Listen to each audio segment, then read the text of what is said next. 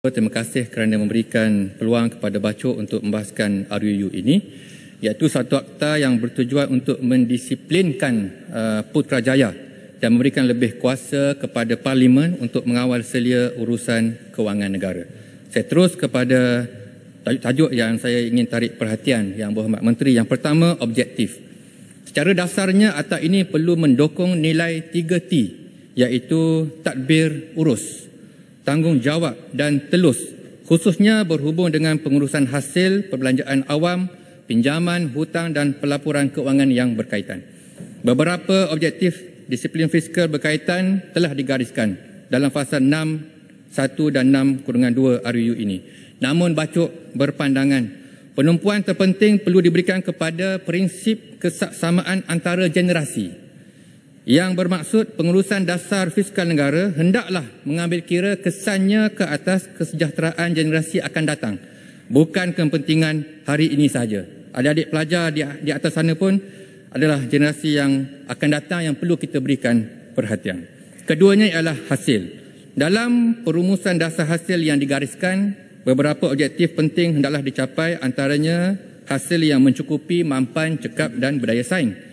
Namun, Bacok berpandangan penekanan utama perlu diberikan kepada prinsip keadilan dalam penjanaan hasil dan dasar percukaian negara, mengambil kira satu, keupayaan untuk membayar cukai, dan yang kedua, manfaat yang diperolehi daripada cukai yang dibayar sama ada ianya bersifat regresif, progresif ataupun kombinasi.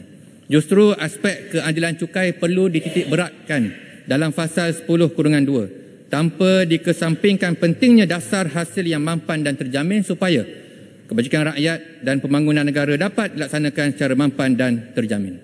Ketiga, objektif dasar fiskal. Bacok ingin bertanya, berdasarkan kepada 4 parameter objektif fiskal yang terkandung dalam jadual pertama, mengapa tidak digariskan parameter berkait perbelanjaan mengurus OE? Sedangkan kita tahu nisbah OE sudah pun mencecah lebih 97% kepada nilai hasil. Malah dalam penyata akaun persekutuan, nisbah OE dan hasil sebenar bagi tahun 2022 sudah pun mencecah hampir 99%. Yang keempat, perbelanjaan awam. Di sini Bacok ingin menekankan aspek keutamaan, prioriti perbelanjaan, supaya yang dahulu didahulukan.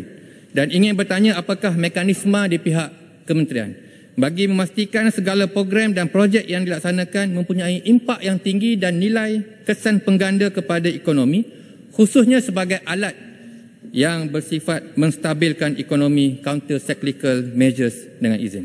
Yang kelima, penyimpangan sementara. Tuan Speaker, dalam keadaan disangka panas hingga ke petang, rupanya hujan di tengah hari, pastinya perlu ada peruntukan untuk situasi luar jangka seperti COVID-19 sebelum ini.